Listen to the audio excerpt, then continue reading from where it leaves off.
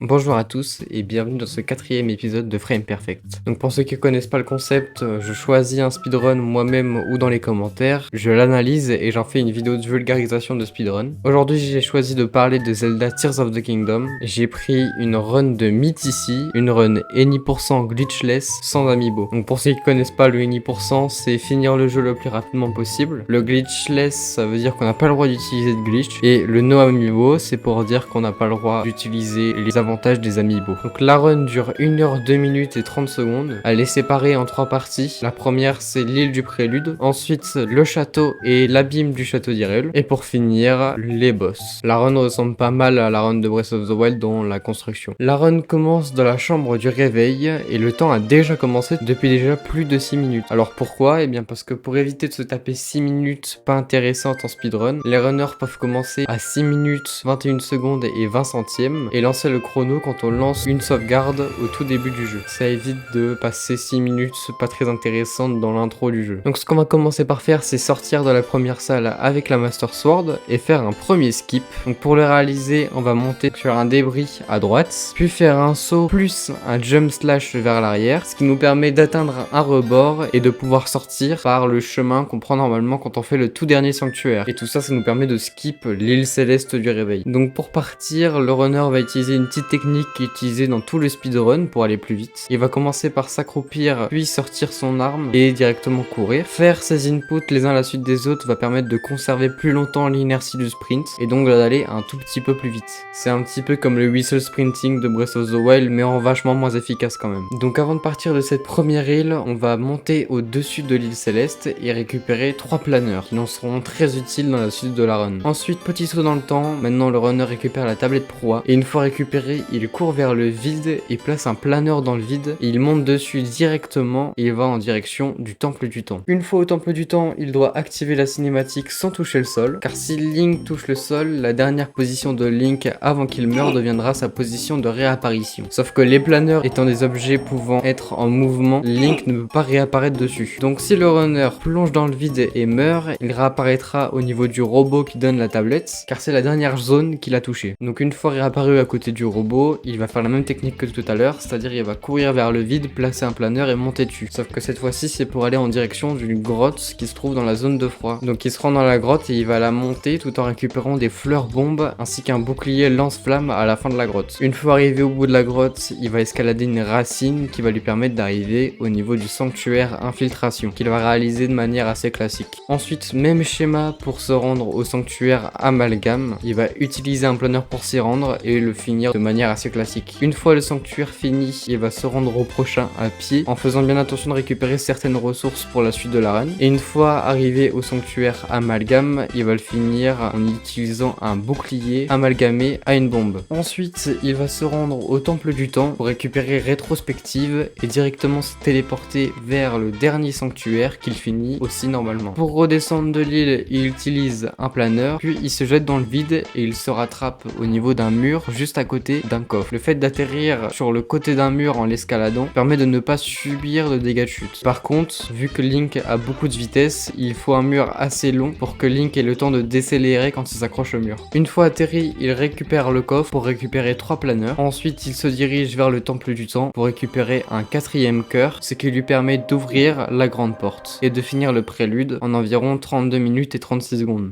Dans une run any% classique, pour se déplacer, les joueurs utilisent aussi les planeurs, mais une fois qu'ils ont récupéré 2 arcs, ils combinent les planeurs à un glitch qui s'appelle le Arrow Smuggle Flight. Pour réaliser ce glitch, il faut d'abord activer un Quick Drop Smuggle. Donc pour l'avoir, il faut réaliser une manipulation dans le menu en étant dos à un mur, ce qui va permettre au joueur de récupérer un arc invisible dans son inventaire et un autre arc collé à ses pieds. Une fois qu'on se retrouve dans cette configuration, on peut réaliser un Arrow Smuggle Flight. Donc pour ce faire, il faut sur un timing précis, en ayant l'arc invisible dans les mains, il faut réaliser un saut, puis appuyer sur Y pour faire un jump slash, et pour finir appuyer sur ZR pour sortir l'arc invisible. Et si on répète cette action, Link vole. Mais alors pourquoi ça se passe comme ça? Eh bien durant le jump slash, Link est buggé car il a l'arc invisible dans les mains, et donc il ne va pas sortir son épée, ce qui fait qu'en appuyant sur ZR pour sortir l'arc, le jump slash est directement arrêté par l'arc invisible, avant même d'avoir fini terminer l'animation du Gem Slash. Donc Link se retrouve plus haut qu'au départ et peut directement refaire la manipulation pour aller de plus en plus haut et de plus en plus loin. Ce glitch peut être réalisé à l'infini tant que l'arc n'est pas changé, donc on va beaucoup l'utiliser dans un speedrun Any% classique. Ce glitch combiné à d'autres permet aux meilleurs speedrunners Any% de finir le prélude en un peu plus de 27 minutes. Ok, donc maintenant que cette petite précision sur le Any% est terminée, revenons maintenant au speedrun glitchless. Donc on vient de terminer le prélude, maintenant il faut qu'on se rende au château d'Hyrule. Donc pour faire ça, on va utiliser nos meilleurs amis les planeurs. Donc on va courir vers le vide, placer un planeur et monter dessus. Une fois arrivé au château, on va faire la même chose que tout à l'heure, c'est-à-dire sauter dans le vide et se rattraper sur un mur. Ensuite, on va récupérer un diamant ainsi qu'une hallebarde de chevalier. Donc la hallebarde de chevalier a un passif qui double les dégâts qu'elle fait si Link est à un seul cœur. Donc on va amalgamer la hallebarde avec le diamant. Ensuite, on va prendre des dégâts intentionnels pour être à 1 cœur, ce qui va nous permettre d'activer le passif et passer de 31 de dégâts à 62 de dégâts. Ensuite, on va se rendre dans l'abîme du château d'Hyrule. Donc pour ceux qui n'ont pas fait le jeu, à ce moment-là, il y a tout un chemin à faire pour se rendre au niveau du boss final. Dans ce chemin, il y a pas mal de monstres et on va s'en servir pour se faire du bon stuff. Par exemple, on va tuer 2 trogloblins, récupérer 2 hallebardes de chevalier et on va amalgamer une des hallebardes avec une des cordes de trogloblins qu'on vient de tuer. Un peu plus loin se trouvent des chauves-souris, on va les tuer et récupérer leur loot. Et juste après se trouve un linel blanc, l'un des linels les plus forts du jeu.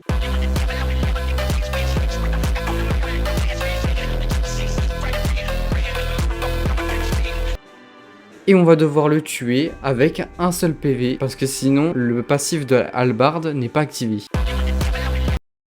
Donc une fois ce linel tué,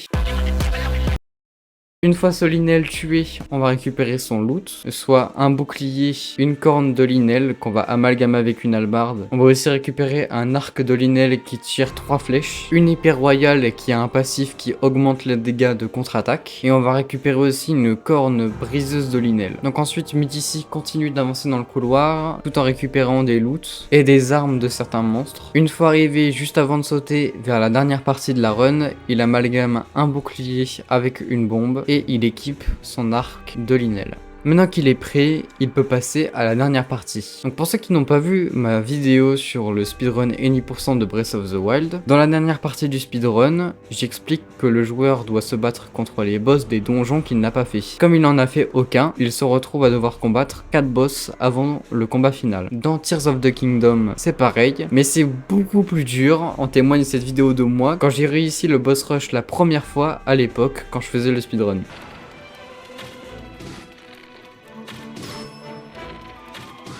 Let's go! Let's go! J'ai fini le boss rush! Let's go! Let's go!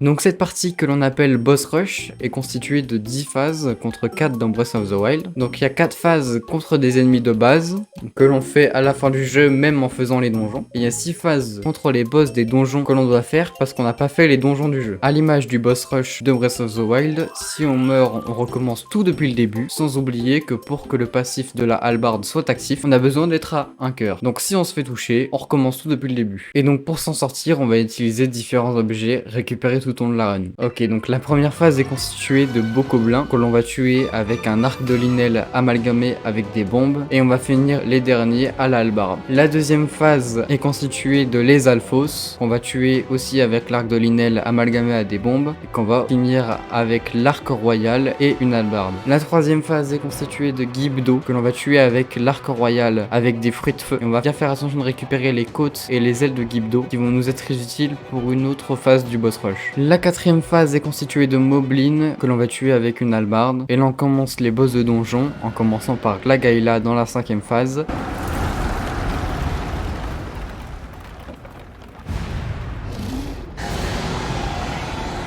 C'est le boss du donjon des Piafs, donc on va utiliser une bouclier fusée pour s'élever en l'air parce qu'on n'a pas été récupérer la paravoile. Ensuite on va utiliser l'arc de linel amalgamé avec les ailes de Gibdo pour pouvoir le tuer. La sixième phase est contre Litogoma.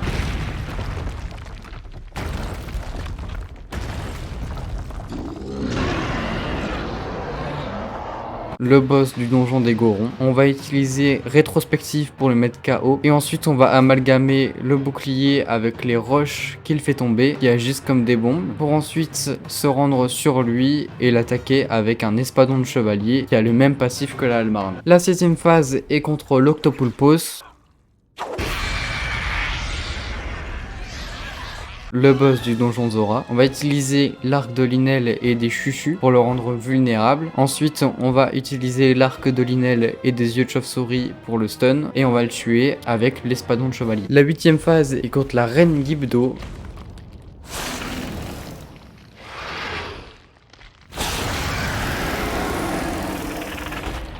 Le boss du donjon Gerudo. On va utiliser l'arc de Linel avec des yeux de chauve-souris électriques pour la rendre vulnérable. Et ensuite pour le tuer, on va utiliser un espadon de chevalier et l'arc de Linel avec des côtes de Gibdo. Ensuite on passe à la 9ème phase contre le golem corrompu.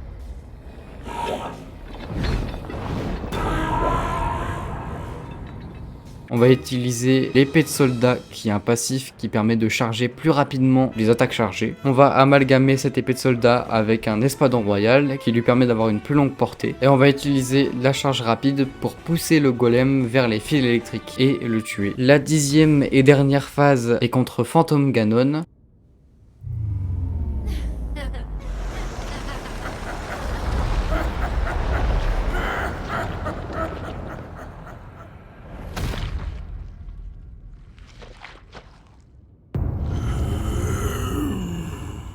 Et cette fois-ci, il y en a 5 par phase. Il y a 2 phases sur ce boss. On va utiliser une épée royale amalgamée à une corne de l'Esalfos, ainsi que l'arc de Linel avec des bombes.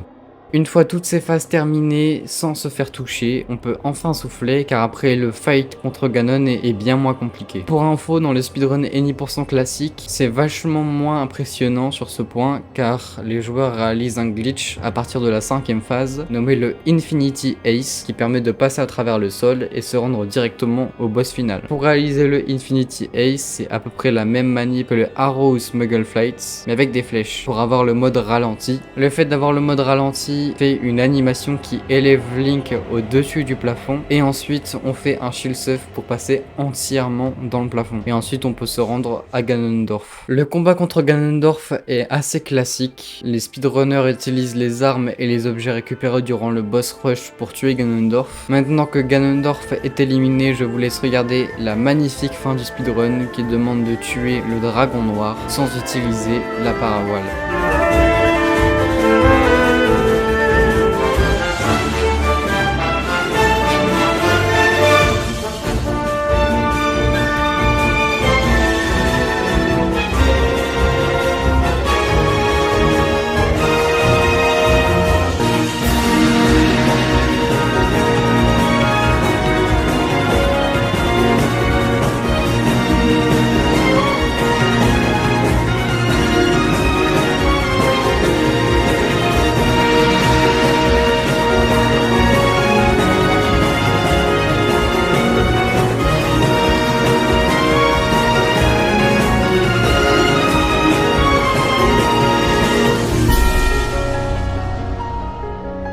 Merci à tous d'avoir suivi cet épisode. Je mets en description les liens vers la run de Mythici ainsi que la run Any% classique de Moldy Meatball. N'hésitez pas à mettre en commentaire des suggestions pour améliorer le format ou proposer des idées de speedrun que je pourrais vulgariser. N'hésitez pas à liker et à vous abonner. Merci à tous d'avoir suivi cette vidéo. Salut!